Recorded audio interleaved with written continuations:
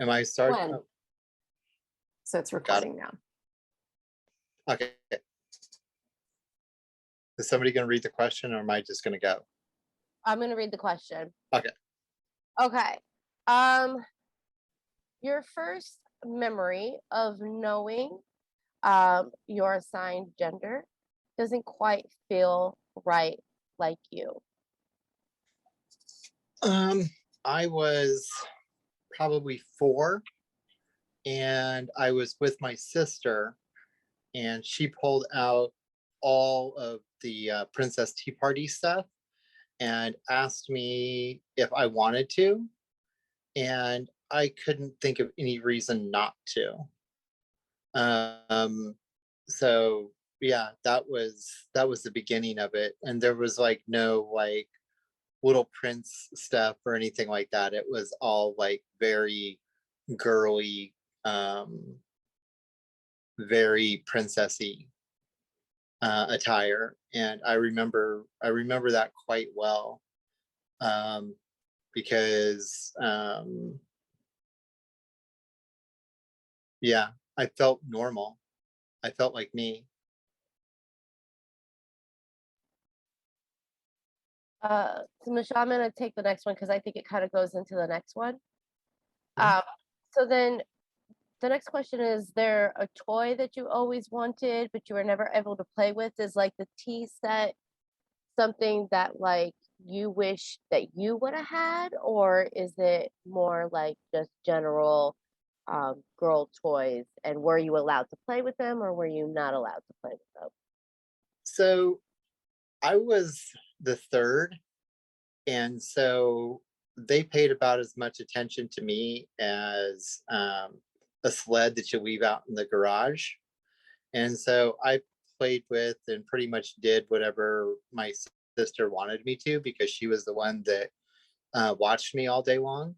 And she's only a couple years older than me. And so that was pretty advantageous for me, because my parents were absentee parents to begin with, but even more so because I was the youngest. And you both know how that goes, because I have 2 and my son pretty much does whatever it is that he wants to do. So yeah. So no, there weren't really any toys that I like wanted to play with when I was a kid, that I couldn't. But after I wasn't with my sister anymore, yes. And what was that like when you weren't with your sister anymore? We had, you don't really want to get into that. That's Okay. the whole rabbit hole Okay. of foster care and going to live with other family and a whole bunch of other stuff. But no, it was incredibly painful. Mm. So I'm hearing you focus on what did feel right and what you enjoyed doing and knowing yourself, and Mhm. and we will leave it at that. That is Okay. okay. Yeah. Um, I mean, if you guys want to make a trigger warning video, we can do that. But Yes, we yeah, definitely are making a trigger warning with it, for sure, yeah, because because there's yeah. So anyway, go ahead. If you have follow-up questions that you want to ask, I'll definitely answer them. Okay. Maybe I will jump into the next section, and then we'll see how much time we have at the end and loop Okay. back. Like that does seem like, if you're willing to talk about it, we'll see how we feel after we kind of go through. But so that's kind of the childhood questions. Cool. So now if we shift into the beginning of your transition, and Mhm. you have begun your transition. So I would ask, how did it feel having, and I know you and I have talked about this, but Mhm. so how did it feel having to be and act like someone other than yourself for so long? So it's weird because I experienced something called depersonalization, where my female side lived behind a leaded tinted glass window, and my other, which is my dead name person, was my shield and took the brunt of all of that, of all of the feelings and emotions that I had. But even there was a limit. But no, I always felt as though I was never me, and it hurt a lot to not be able to be who I am.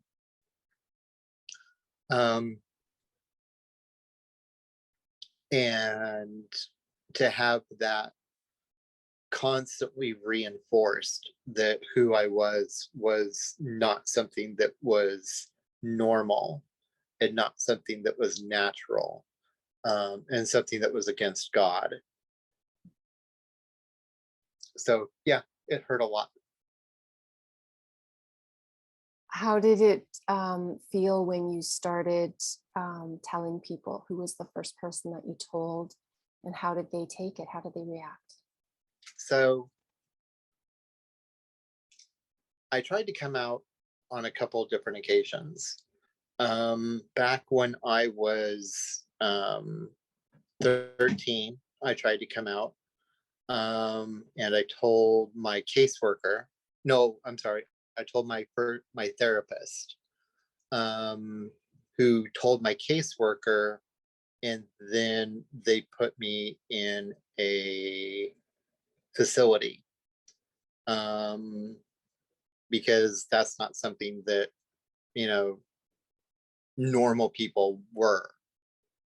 This would have been 13, would have been 1986. And I grew up Mormon. So they put me in a facility for to go through conversion therapy. So that was the first time.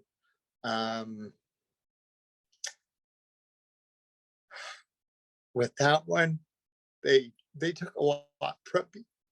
They took my love of God and turned it against me. They took my sense of self and they turned that against me. They made me hate myself, and that hurt a lot. It took 13 more years before I tried to come out again. This was about 1999 when I tried to come out again. And I went through, then you had to go through a personality assessment to make sure that you were actually transgender and not something else. So I went through all of that. It was like 5,000 questions, and it was administered by a therapist. And so they asked you every single question, wrote down your reply, and then wrote down notes for it. And obviously I made it all the way through that because, well, I'm transgender. So, and just submissive enough and not so aggressive and stuff like that. So you definitely had to prove that you were a girl or feminine. And I got through all of that, and I found out that it was going to cost about $1,500 a month. And at the time, I was bringing home about 12. So there was no way that I would be able to afford it. And then this last time, it was 22 years later. Can I just No, ask, I take that back. Go ahead. what was the $1,500 a month? What was involved in that cost? Therapist. You had to go every week, and it was $200. And at the time, insurance only covered 6 visits a year to a therapist. Mhm. I know that's hard for people in Canada to understand, but that's the way that it was here. Mhm. It's not that way now. And then also HRT. And that was just to be on HRT was about $1,500 to $1,800 a month. That's no surgeries, that's nothing. That's just HRT. And then about 4 years ago, almost 5. So about 17 years later, I came out to my daughter, because she came out to me as pan sexual, and so I came out to her, and she asked me if my wife knew, and I said no. She's like, "Does mom know?" And I was like, "No." And she goes, "Well, we have to tell her, and we'll tell her together." And so she came out to my wife first, and then I came out. And fortunately, I didn't lose anybody there. Um, my son and my daughter are both, and my wife are all like tremendous cheerleaders for me. Both of my parents are gone, so neither my dad died 10, 12 years ago now. um, I don't know how that would have went, um, but it doesn't really matter now. And my mom's never been in my life, so she passed away like about a year or so ago, and I never told her because, well, why would I? There's no reason to. So this time, you didn't have to do the same questionnaire and proving yourself, and this No. time you could afford it. Was insurance what made the difference, or what? Like, Yeah. Insurance has to cover HRT now. So, and also so I pay like $10 for a 3-month supply. And even before, it was only like $15 for a 3-month supply. So I was on estrogen, progesterone, spirulactin, and finasteride. So it was like 40, what is that, $60, 40 to $60 every 3 months, as opposed to a lot more back before. And so when I very first came out, I was very much a trans medicalist, which means that I believe that in order to transition, you had to go through medical transition. And that's the only thing that I understood and knew. I'd done some reading and stuff like that, but there was a lot of controversy around both ideas, and there still is really, as to whether or not you have to medically transition. So yeah. So that's why I didn't want to do it unless I was going to be able to do it. So yeah. yeah. So it's taken multiple tries, multiple years, multiple hoops to jump through, and you're well on your way. You've Oh begun. yeah. Yeah. So, I'm almost done with my medical transition. So yes. yeah. Um, Before we jump into another question, Go ahead. I just want to say that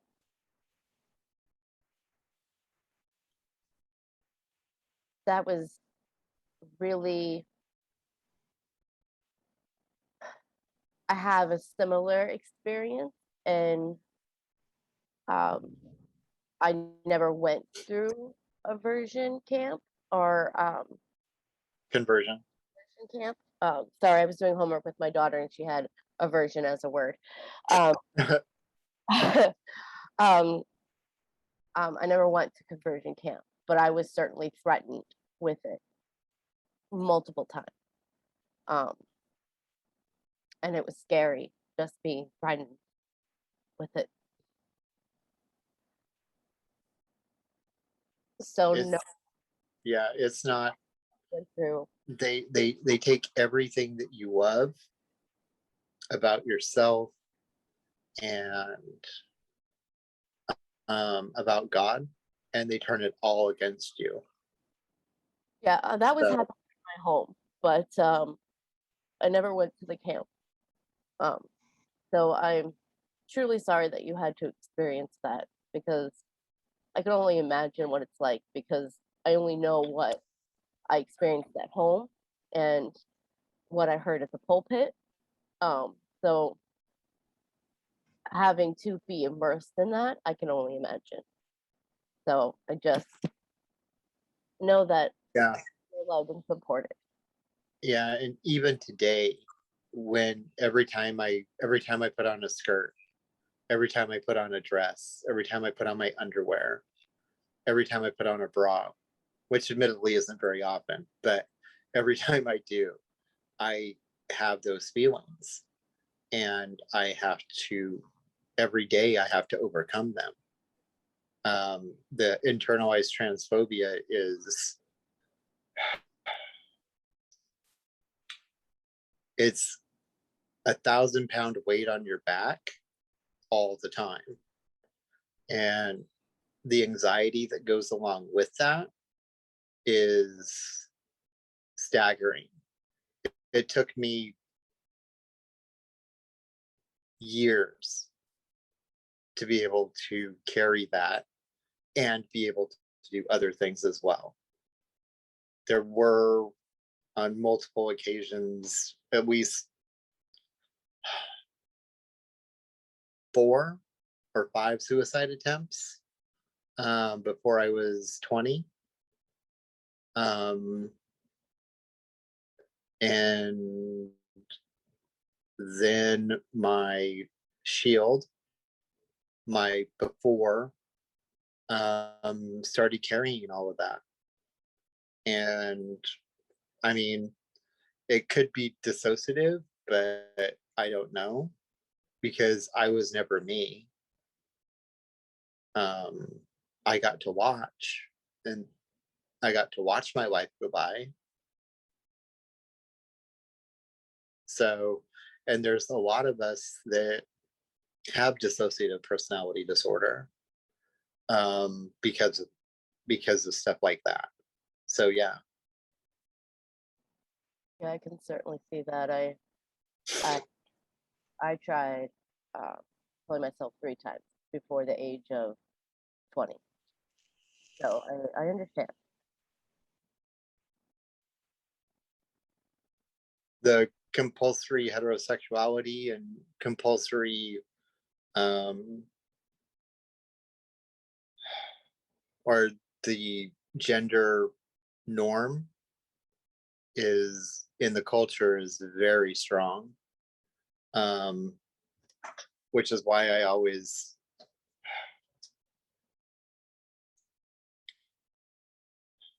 laugh about the people that grew up in supportive homes that scoff at us because they don't understand and they don't even try to.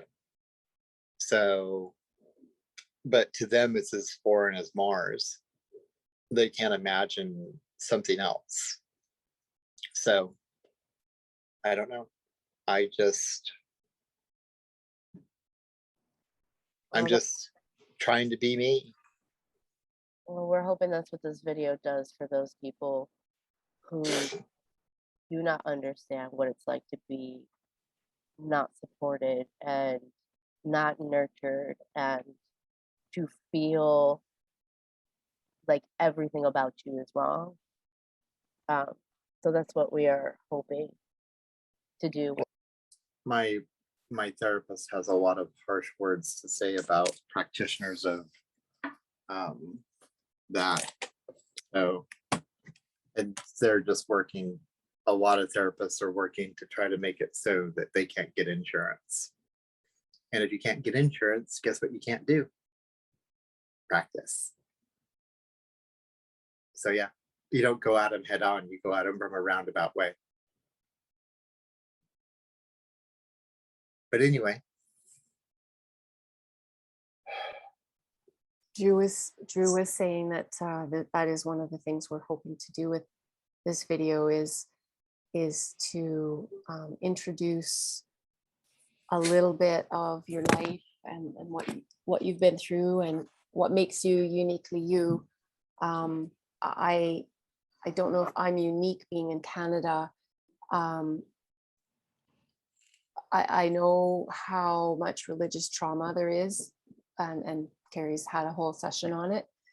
But I'm in the Bible Belt here in around Calgary in Alberta. But I definitely, didn't go to church for most of my life and didn't really have friends or family who did. So that part, I'm really glad, Drew, that you were able to, speak to that with Nicole about how hard that was. So I don't think it had fully hit me. So thank you for both being so vulnerable and talking about that. And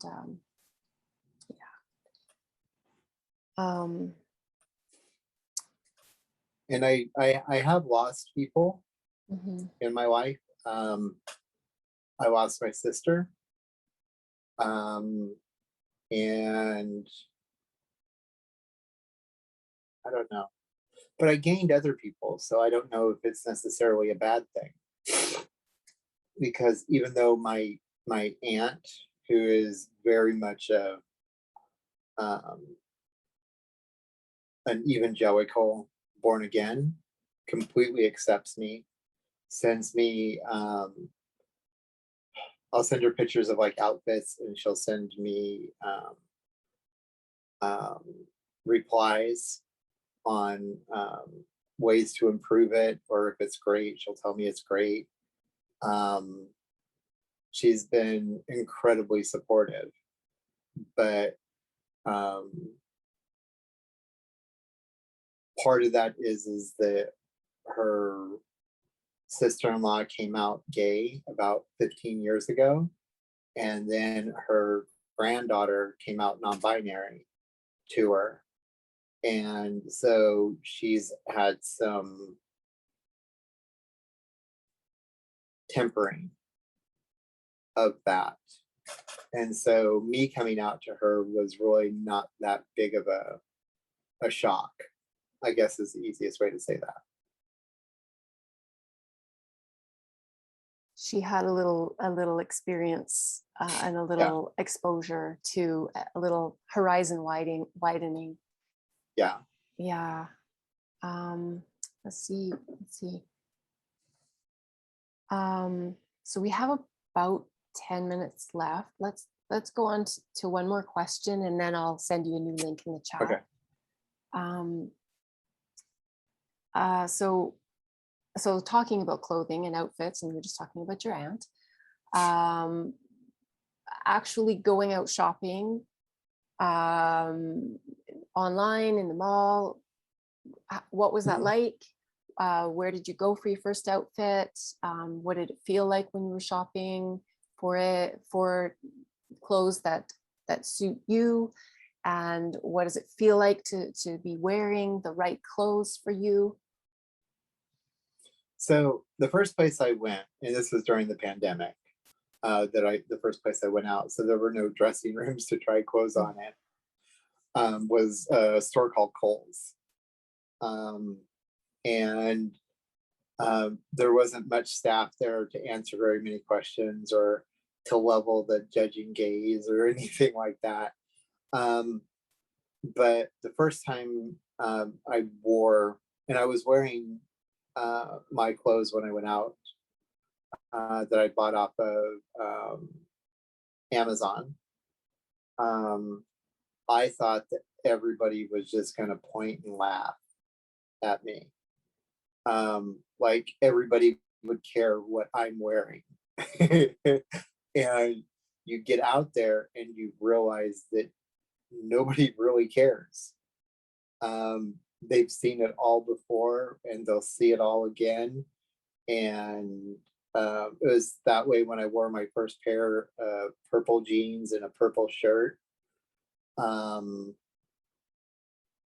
And it was the same way when I wore my very first dress, which was horrid, by the way. It was a really bad dress. And, just figuring out what looks good on your body type. And that stuff was really fun. But still, every time I go to put on my skirt, like I'm wearing a skirt right now, and every time I put on my skirt, and what's funny is that it's easier to go out braless and not have my bra show than it is to go out with a bra on. So yeah, that's what that was like. It was maddening because you're from a very early age as a little boy, you're told that everything that's girly is weak and is less than. The girl stuff, like you don't want to wear that. Only girls wear that. And I would always think to myself, but I am. And yes, I do. So yeah, that was definitely something that I had to overcome. And when you start to hear that voice in your head saying everybody's going to laugh at you if you wear that, right? That internalized transphobia starts to really, really eat at you. So every time I wear something, like I figured out I don't really like high heels, like at all. Yes, I like to look at them, and yes, they look good on others. I just don't like them on me. And I don't know, I just don't like them. I like platform boots. That's my thing. So that's what I wear. So yeah. So wearing, being able to go shopping and wear the clothes that fit you best, how does it make you feel, like, in comparison It's to being forced into these other clothes? it's both euphoric and dysphoric at the same time. So or not dysphoric, there's another word. It's dysmorphic is the better word to use, right? I see the clothes on my body and I'm like, those are super cute. But at the same time, I'm also like, why would you want to wear that? And it's all going through your head at the same time. And every day you have to make that decision that you're going to wear it. And you have to fight the 1,000-pound weight that's on your back and in your brain telling you not to. And after a little while, it gets easier and easier and easier to carry all of that together. But at first, it is not. And we also have this idea in our heads of what we think we look like and what we actually look like. So when I very first started wearing girls' clothes, my clothes, they were a lot younger than was probably, or let me rephrase that. The idea that I had in my head of the clothes that I wanted to wear was a lot different than the clothes that other women my age wear. So that was something that was hard to overcome as well. This idea of who you are versus the reality of who you are. And yes, you should be able to wear anything that you want, but And, you know, you don't owe your femininity or your masculinity or anything to anyone. But then there's also the reality of the situation. That if you want to be taken seriously by people that don't know you, that there is some conformity that you have to address. And I still wear pretty much, and this is what's funny is that I finally came back to the fact that I still like the same clothes that I wore before. They're just more feminine now. So it's like jean skirts instead of jeans. And it's the female cut version of my heavy metal shirts and my and the other goth stuff that I love, that I've always worn. It's just now I have my nails done and I wear makeup with it. And well, my hair's actually shorter now than it used to be. So yeah, it's growing back out in a different style. But I've always had long hair, because I took on that persona of being a heavy metal person. So yeah, and I'm still with that persona. I like Metallica and I like all kinds of heavy metal and Pantera and all of these bands, right? But I also love like super girl power music as well. So there's a weird balance there between my clothes. Nicole, it was interesting just hearing you say that you kind of went back to, you know, you've always known what kind of things you like, and you still like the heavy metal clothes, but you're feminizing them so that you will be recognized as more feminine when you're out and about. If I sort of understood that. And I think about that too. Like I think in the 90s, we had to wear nylons, pantyhose. I hated those. And then there was a time where there were like these, like, you know, Prince and the Revolution, like, you know, ruffles. And that's so not me, but, you know, you wore it because it was the fashion and maybe you didn't, you know, feel like it was quite exactly you. But I mean, it's even more so, like more, it's stronger. I mean, that's my little bit of being able to sort of understand. Yeah. And I don't know, I've never really been, when it comes to clothes and stuff like that, I've never really been a conformist. Mm-hmm. So I've always liked to wear what I like, Mm-hmm. and listen to the music that I like, in spite of the fact that I was a jock.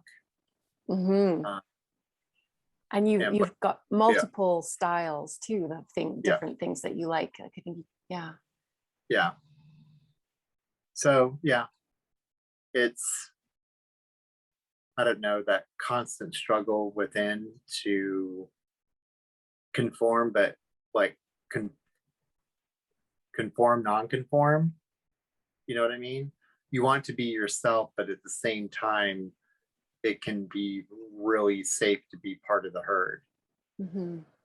If Mm-hmm. that makes sense. Yeah, you want to express your personal sense of style and be unique and be you and not look like everyone else, because that's boring.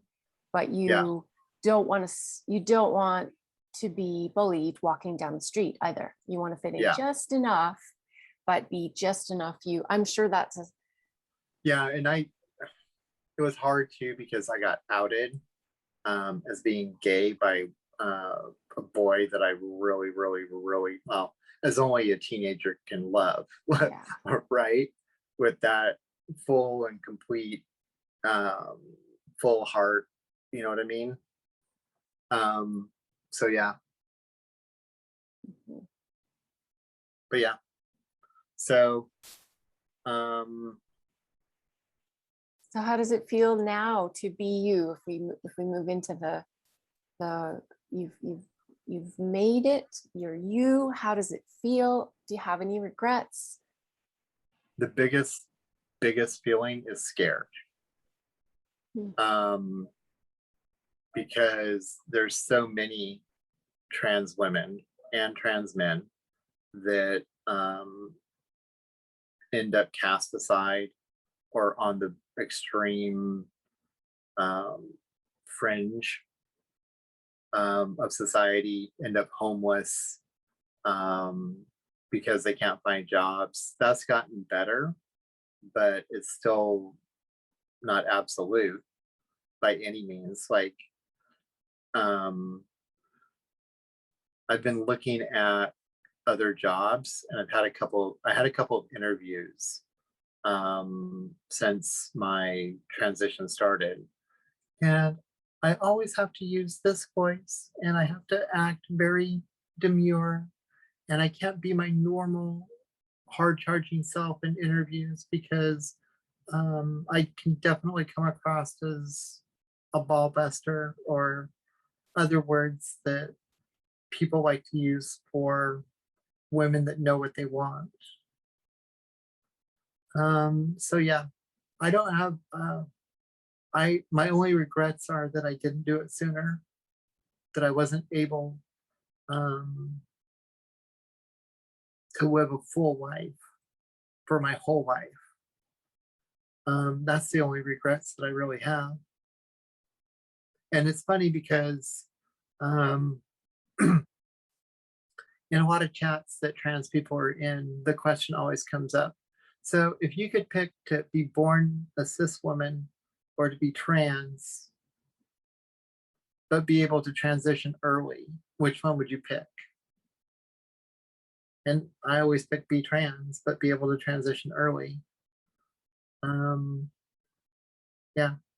My biggest regret is that because I'm trans and not a cis woman, I couldn't have kids. So yeah, I mean, I have kids, but it's not the same. So yeah, that's a big regret, but that's more of a wish than anything. So yeah. So you mean just so I want to make sure I understand what you mean. You mean that you would have liked to carry them? Yes. Yes. Knowing everything that I know about what children do to your body and all of that stuff, I would still pick that as a definite yes. Yeah, I still struggle with my gender identity and being non-binary and gender fluid. And the only thing that I'm thankful of being born in a female body is that I could carry my kids. And that's the only thing that I'm thankful for. But I understand the weight of it. I understand the weight of being able to do that and what that means. And um, it certainly doesn't make you a less of a parent not being able to carry them. Oh no, I understand that. My kids are great. So yeah, in spite of everything that we did, they turned out great. So yeah, and Because of everything you did great no, as parents. Your kids turned out great. yeah, but we have for where we're at, we have a very unorthodox parenting philosophy, which is that their life is theirs. Their life isn't a reflection upon our parenting skills or anything like that. Their life is a reflection on them. And so from a very early age, we told them that if you want things out of life, you have to go out and get them. It's yours. And you get out of it whatever it is that you put into it. Absolutely. So yeah. I've heard you both express a power that comes from being able to carry children.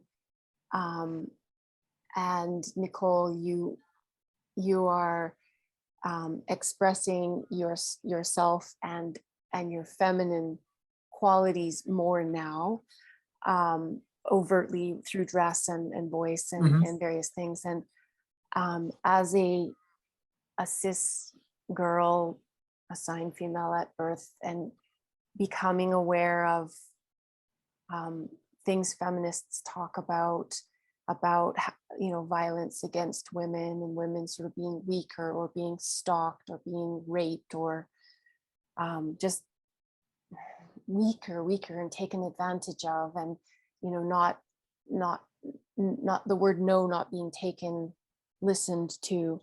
But like, I've often felt like I wished that I was stronger, or I wished that I had the superpowers that come from being in a male body, to be able to say no and people mean it and respect it. And so how does that feel for you? I guess it just feels, it just feels in alignment with you and what you know of yourself. And you're willing to take on, knowing full well that is a risk, that cis men can be dangerous. And I don't want to paint them all in one brush, but like, there's some violence that comes with presenting as female, whether you're cis or trans or non-binary, right? How do you feel about that side of things, if I may ask? And if it's too personal, it's okay. No, it's not. I've experienced violence from both sexual violence and non-sexual violence from men before, and shortly after I started my transition. So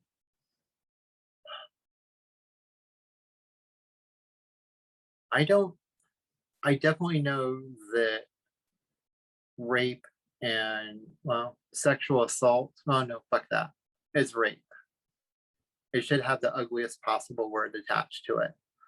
Um, I know that while although it's not as prevalent for boys to be raped by men, it certainly happens, and it certainly happened to me.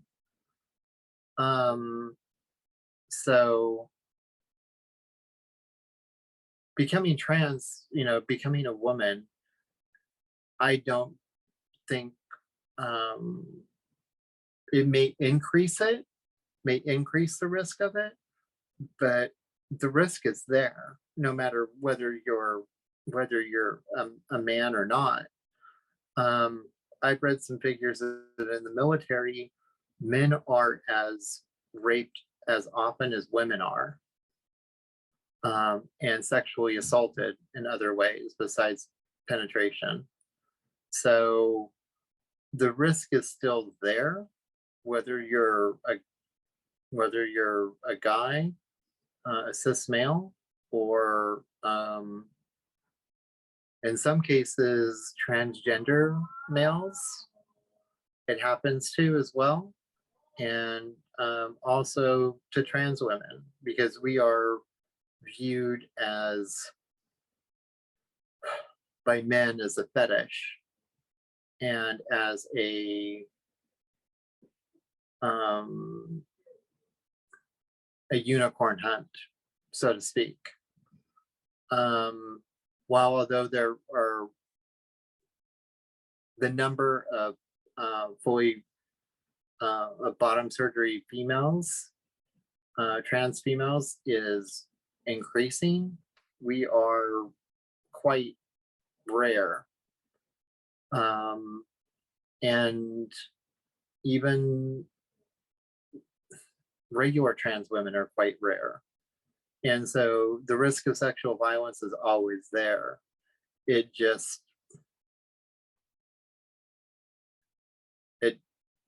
changes. The older you get, I've noticed, no, that's not true. I was raped about 2 years ago, about 2 years after I came out, by people that I knew. So I don't think that there's there's, and I don't even necessarily know if it's less prevalent because because reporting. Hmm. If you're a cis male and you get raped, you don't report that. It is, especially if it's by another man, you certainly don't report that. It's obviously there's no rule saying that you don't, but there's a rule saying that you don't. And if you're sexually assaulted by a woman, you definitely never report that. So, you know, the old saying, you can't rape the willing. Well, not everybody's willing. But yeah, I don't know that anybody is safer from rape and from harassment and things like that. So yeah, Let me just there, say, I am really sorry that that happened, that you were violated in that way. That's horrible, horrible. I too have been raped. But thank you for your perspective, because that was a real eye opener for me, that it doesn't matter. It doesn't matter who you are. Violence can happen to you. yeah, because it's not Yeah. about you. Yeah. You're merely the convenient receptacle for the violence. Yeah. Thank you for helping me see that. That's an important part of my learning, and I'm sorry you had to go through that to get to here. I'm very sorry, and I also am part of the Me Too movement. It's powerful, the number of people that are a part of that, and you just do not know. Yeah. And some people have had it happen multiple times to them, and you know, it's certainly a tragedy, and it's never about the person. It's always about the Well, yeah, and it's also, there's the rape that happens when you're raped, and then there's the violence that happens to you afterwards, by people not taking you seriously, by people saying that you're a liar, by people blaming you for it, like as if what I was wearing caused somebody to rape me. I was wearing a football jersey and a pair of jeans. I don't know how much less provocative I could have been dressed. So it had nothing to do with that. It had to do with doing violence on somebody. So yeah. Yeah. Agreed. That's a hard one to move on from. There's no segue into any other question from that one. The best way to go is to go. Okay. But thank you for addressing that and for your vulnerability and transparency in that. Drew, do you want to go with one of the next questions? I think. I do.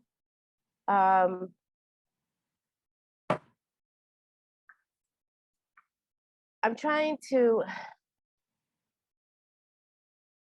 edit this part out because I'm trying to shall we address another hard topic since we're already on it, or do we want to let's go on.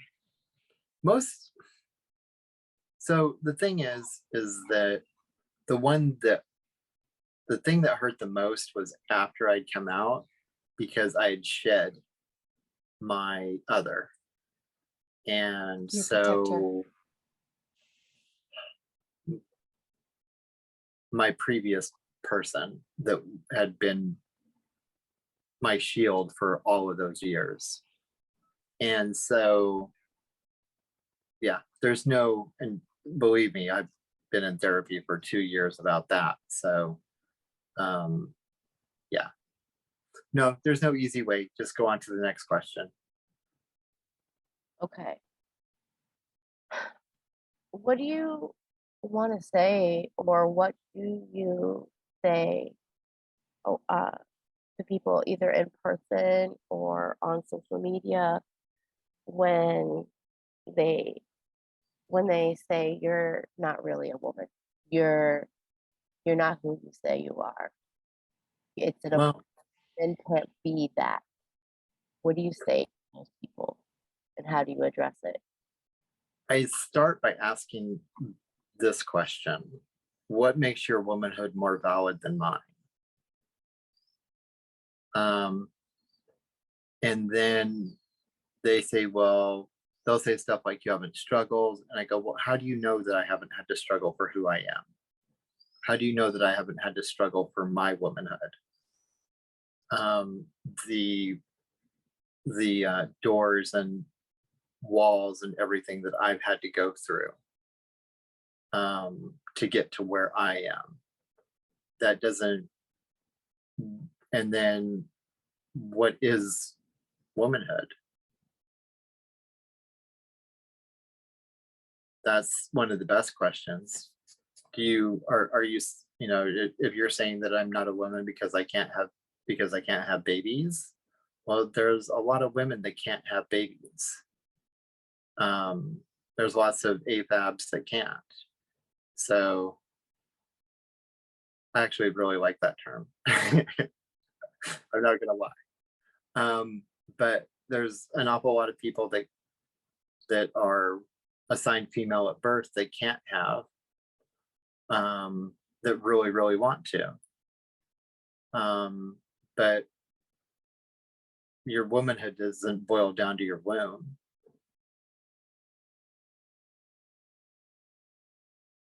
So Um, and there's also women who, do not want to carry children. So yes, womanhood is very vast and a very deep well. There's no two women are alike. Um, no, they're not. Um, I think that's the immediate, or not immediate, a very good response. Um, do you have a different response for males that will say that to you? I generally just walk away And you don't engage? because, yeah, I don't engage them in any meaningful way. Well, I posted up this meme, and a guy had said, "Oh, you mean two guys?" It was two trans girls, and, "Oh, you mean two guys?" And I said, "You should really be careful with what you say here, because it could have serious ramifications for your ability to stay a member of this group and the other groups that I see that you're a member of.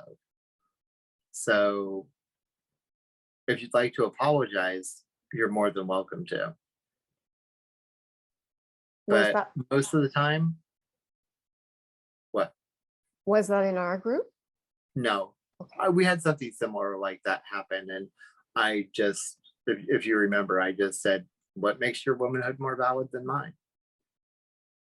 So, and I remember we're told that we have to spend at least a year living in our gender as female. And my therapist asked me, and I said, yeah, I've lived the last years of really, really butch lesbian. And she laughed. She thought that was hilarious. So, yeah, because what does it, I mean, do you guys have like a standard? What, right? Like what exactly are you talking about? Do I have to wear high heels, a skirt, and a blouse and makeup every day? Do I get days off where I can just, like laundry days where I just get to wear shorts and a t-shirt, or jeans and a t-shirt? What is living as a woman? what does that mean?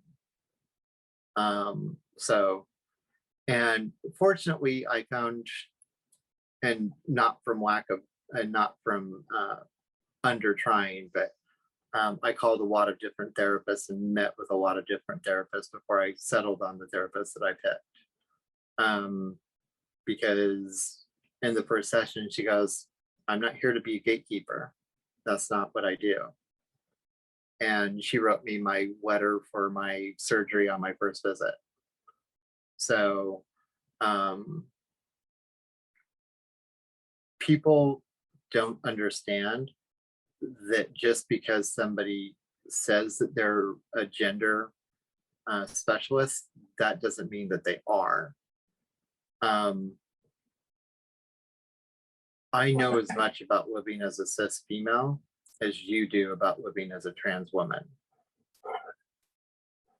And so for a cis woman to sit in judgment of my womanhood and whether or not I'm worthy of HRT or surgery or something like that is as wrong as me to sit in judgment of a cis woman being able to have children.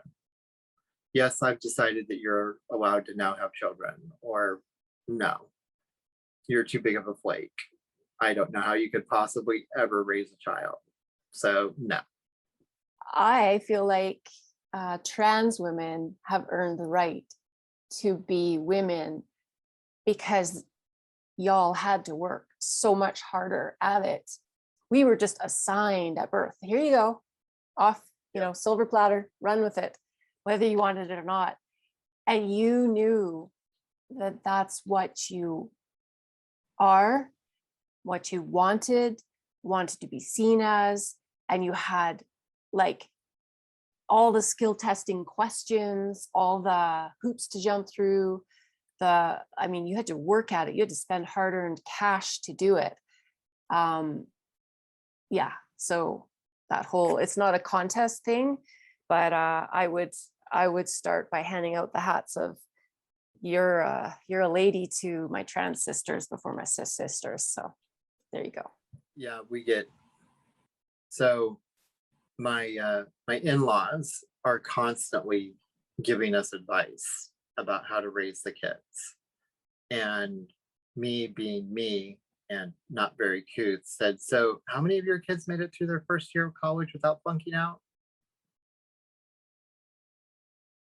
And they just stopped everything that they were saying because Katie, because she's her,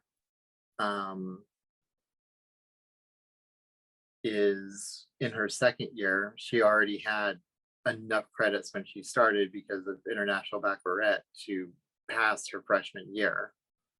And she did all of her first year online in a college dorm and got through with like a 3.85, and they just shut right up because it's like, it's not. And I said to them, this isn't a contest and your guys's help isn't asked for. But yeah, so yeah. And it's funny because the same women that will say that we're not women and not mothers and not all of these other things are not, how do I put this? Never mind. I'm gonna let that go. Okay. So yeah, Your none kid, of this is easy for anyone. So for anybody to say that I'm doing this better than you're doing it, that's wrong. I think, can you guys hear me? Yeah. I think that goes with having in-laws and parents because Yes. I know that my ex-in-laws, my ex-mother-in-law likes to put in her opinion and my mother likes to put in her opinion, and I can tell them what they can do with their opinion Yeah. quite often. Well, like when they say, well, when I was raising kids, well, you know, people carried shit everywhere for a really long time until they figured out how to make a wheel, and then they put it in a wagon and towed it around. Should they go back to just carrying everything everywhere? Not the same things work for everybody, and that's Yep. definitely for sure. And that's why we have different people who act different ways and believe in different things. And we're all just doing the best we can as parents. These kids don't come with manuals, you know. Nope. So we're just doing the best we can. Um, do you, with regarding your children, Hmm. two questions there. Do you feel like um, the advice that you're given is due to one child being pansexual and you being um, transsexual? And then do your kids, do they call you, do they still call you dad, or do they call you mom, or is it a combination of both? They don't call me mom. I just asked them, if you can't call me mom, then just call me Nicole. But no, it's still dad. And I guess that's a small piece of dysphoria that I have to get over. So not everything's perfect. No, I have a few of my friends um who either their kids still call them dad, or they call them dad at home and their name in public. So, it's just what you guys are comfortable with. And Yeah. Well, in public, they just say Nicole. So it's not a perfect thing, because um when I started my transition, my son was 11, and he has been very afraid that he's losing his dad. I'm like, no, I'll still teach you how to shave, duh, and all the other stuff, duh. Said, but being a good person really has very little to do with what your dad teaches you. But yeah, learned behavior is learned behavior. And since I don't hit people, he doesn't hit people. And because I don't, there's lots of stuff that's just learned. It's one of those things that you can either kill yourself over, or you can just move on from it. It's like, is that the hill you want to die on? So yeah. and do you feel the advice that you get, that's the unwarranted parenting advice, do you feel that that is because of your identity, or if that's just who they are and they're just going to do that no matter what? No, they're just old, and they're still clinging to um a way of parenting that doesn't exist anymore. Well, it does, but um it's not as successful. Let's put it that way. And we're having pretty good success. So yeah, but yeah. And I don't know. When I very first came out, my wife's parents very much refused to refer to me as Nicole and all this stuff, even after my name was changed. And um, my son will deliver blistering um, condemnations to them when they don't refer to me correctly. He'll stop conversations dead stop. And my wife Elizabeth will do the same thing. If they say something about me or ask a question about me and don't use my correct pronouns or my correct name, she won't answer their question. She just continues on with the conversation. So yeah.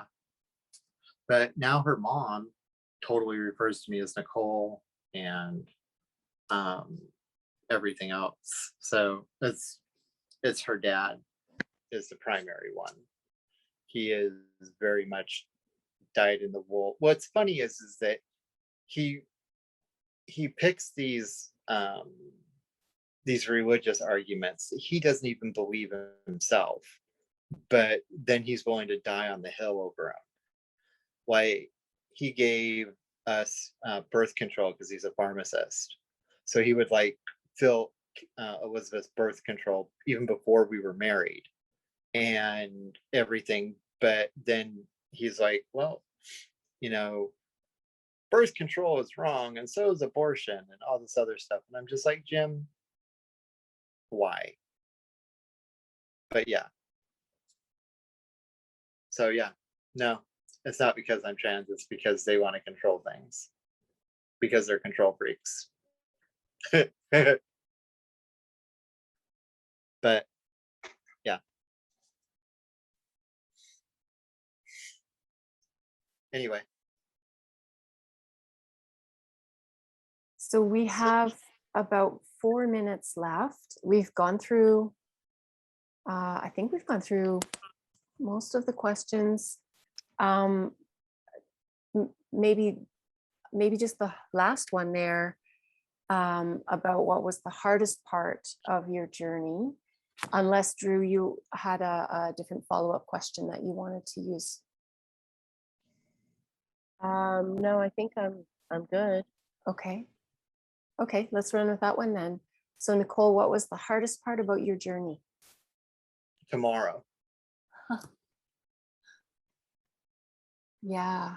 So tomorrow is always the hardest part of any journey. It's not the step that you're on right now, because you've already made that choice and you're already there. It's tomorrow. The unknown. The unknown. That is a very reflective answer. That is, yeah, that's my hardest part of my life too. But Yep. I can understand why you say that. That's a great answer. I love it. I think, yeah, is there anything you want to add to that in the last, we've got about 2.5 minutes. No, I'm good. Wow, stunning interview. Thank you so much for your story and for sharing. And I know that it was hard to express yourself at times and quite emotional. So I hope that you have some time for some self-care after this and just to kind of decompress, maybe get outside, get some sunshine and fresh air. It's called the margarita. I have several. I may join you in that then a little bit later. And I'm looking forward to seeing what this looks like. And I'm going to chat with Drew a little bit more around what we're shooting for, you know, but it's getting easier. The more interviews we do, the more it's almost defining itself. So yeah, thank you so much. Yeah. All right. Thank you guys for listening to my story. You have a great day. Okay. You too. We'll chat again soon. All right. Awesome. Bye-bye. Bye.